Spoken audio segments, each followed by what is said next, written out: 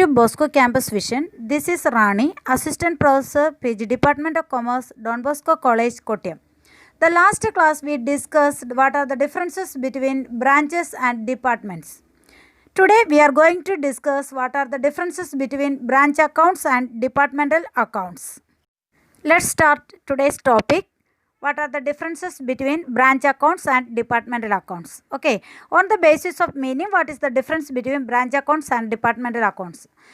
On the basis of meaning, branch accounts, these are accounts prepared for branches. Branch accounts are prepared for branches. Okay, what do you mean by what in departmental accounts? These are the accounts prepared for departments. ബ്രാഞ്ചിന് വേണ്ടിയിട്ട് prepare ചെയ്യുന്ന അക്കൗണ്ട്സിനെ branch accounts എന്നും ഡിപ്പാർട്ട്മെൻറ്റിന് വേണ്ടി prepare ചെയ്യുന്ന അക്കൗണ്ട്സിനെ departmental accounts എന്നും പറയുന്നു. Okay, then second base place of keeping accounts. Place of keeping accounts in branch accounts, all branch accounts except that of independent branches are kept by the head office. അപ്പം independent branch ഒഴികെയുള്ള ബാക്കി എല്ലാ ഡിപ്പാർട്ട്മെൻറ്റിൻ്റെയും books of accounts kept ചെയ്യുന്നത് എവിടെ ആയിരിക്കും? Head ഓഫീസിലായിരിക്കും. But in departments all accounts are kept at one place and the departmental trading accounts are prepared accordingly. Okay, അപ്പം ഡിപ്പാർട്ട്മെൻറ്റൽ അക്കൗണ്ടിങ്ങിനെ സംബന്ധിച്ചിടത്തോളം ബുക്സ് ഓഫ് അക്കൗണ്ട്സ് പ്രിപ്പയർ ചെയ്യുന്ന ഒരു പ്ലേസിൽ തന്നെയായിരിക്കും. ഓക്കെ, ഒരു പ്ലേസിൽ തന്നെയായിരിക്കും അത് കീപ്പ് ചെയ്യുകയും അത് പ്രിപ്പയർ ചെയ്യുകയും ചെയ്യുന്നത്. Okay, third base is that apportionment of expenses in branch accounting. As branches are set at different places, the problem of apportionment of expenses does not arise. എന്താ കാരണം? ഈ ബ്രാഞ്ചസ് എന്ന് പറയുന്ന ഡിഫറെൻറ്റ് പ്ലേസസ് ആണ്. ഓരോ different പ്ലേസസിലാണ് branches open ചെയ്യുന്നത്. അവിടെ ഉണ്ടാകുന്ന അതാത് എക്സ്പെൻസസ് അതാത് ബ്രാഞ്ചിൽ നമ്മൾ അപ്പോർഷൻ ചെയ്യുന്നു, അലോക്കേറ്റ് ചെയ്യുന്നു. അവിടെ അപ്പോർഷൻമെൻറ്റ് എന്ന് പറയുന്ന കാര്യമേ വരുന്നില്ല. അതാത് ബ്രാഞ്ചസിലുണ്ടാകുന്ന എക്സ്പെൻസസ് അതാത് ബ്രാഞ്ചിലേക്ക് അലോക്കേറ്റ് ചെയ്യുകയാണ് ചെയ്യുന്നത്. Okay, but in departmental accounting, as all departments are set under the same roof, the problem of allocation and apportionment of expenses arise. നമുക്കറിയാം, ഇപ്പോൾ സപ്പോസ് ഒരു എക്സാമ്പിൾ, ഒരൊറ്റ ബിൽഡിങ്ങിലാണ് പല സെക്ഷനായിട്ടാണ് നമ്മൾ എന്ത് വർക്ക് ചെയ്യുക, ഡിപ്പാർട്ട്മെൻറ്റ് വർക്ക് ചെയ്യുന്നത്. അങ്ങനെ വരുമ്പോൾ സപ്പോസ് അവിടെ നമ്മൾ ഒരു ഇലക്ട്രിസിറ്റി ബില്ല് കൊടുക്കുന്നു. ആ ഇലക്ട്രിസിറ്റി ബില്ലും ഓരോ ഡിപ്പാർട്ട്മെൻറ്റിനും എത്രയാണ് നമുക്കതറിയില്ല. ഓരോ ഡിപ്പാർട്ട്മെൻറ്റിനും എത്ര വിധമായെന്ന് ഡയറക്റ്റായിട്ട് നമുക്കറിയില്ല. അപ്പോൾ നമ്മൾ എന്ത് വേണം? ഏതെങ്കിലും ബേസിൽ നമ്മളത് അപ്പോർഷൻ ചെയ്യേണ്ടതായിട്ടുണ്ട്. ഓക്കെ, എക്സാമ്പിൾ ക്ലിയർ ആണോ? ഓക്കെ, അതാണ് apportionment of expenses. The problem does not arise in branch account. Apportionment of expenses arised in എവിടാണ്? Departmental accounts. Okay, then next base is reconciliation of accounts. On the basis of reconciliation of accounts in branch accounting, under independent branches reconciliation of accounts required. Independent branch ആണെങ്കിൽ reconciliation of accounts അത്യാവശ്യമാണ്. കാരണം independent branch books of accounts prepare ചെയ്യും, head ഓഫീസിലും books of accounts prepare ചെയ്യും. അപ്പോൾ ഈ രണ്ടിടത്തും same തന്നെയാണോ? എന്തെങ്കിലും ഡീവിയേഷൻസ് ഉണ്ടോ?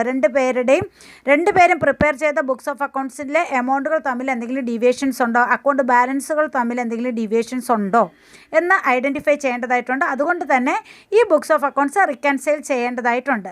But in departmental accounting, the question of adjustment and reconciliation of accounts does not arise in departmental accounts. Departmental accountsനെ സംബന്ധിച്ചിടത്തോളം ബുക്സ് ഓഫ് അക്കൗണ്ട്സ് എല്ലാം പ്രിപ്പയർ ചെയ്യുന്ന മെയിൻ ഓഫീസിൽ തന്നെയാണ്.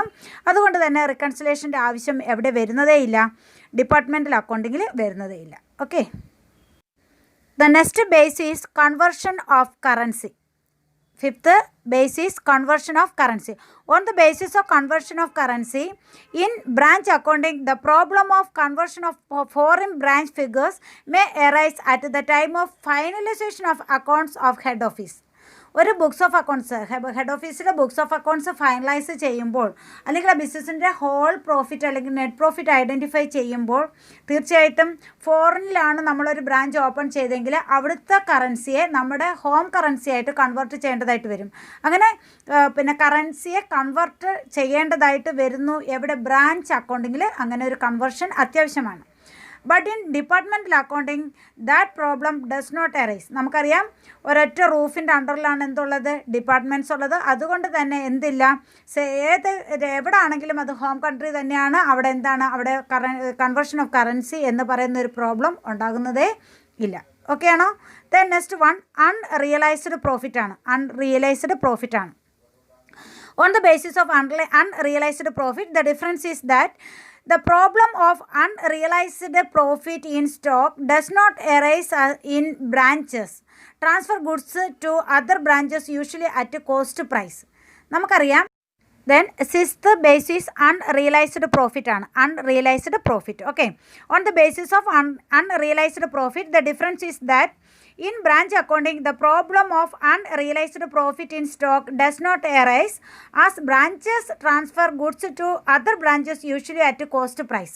അപ്പം ഒരു ബ്രാഞ്ചിൽ നിന്ന് മറ്റൊരു ബ്രാഞ്ചിലേക്ക് ഗുഡ്സ് സെൻഡ് ചെയ്യുന്നത് ഏത് പ്രൈസിലാണ്? കോസ്റ്റ് പ്രൈസിലാണ്. അവിടെ എന്തിനെക്കുറിച്ചുള്ള ഒരു കോൺസെപ്റ്റ് ഉണ്ടാകുന്നില്ല, അൺറിയലൈസ്ഡ് പ്രോഫിറ്റ് എന്ന കോൺസെപ്റ്റ് തന്നെ ഉണ്ടാകുന്നില്ല. ഇനി നമ്മൾ എന്താണ് അൺറിയലൈസ്ഡ് പ്രോഫിറ്റ് എന്ന് പറഞ്ഞാൽ, unrealised profit is the profit charged by the transferor department on the goods still in stock with the transferee department as on the closing date.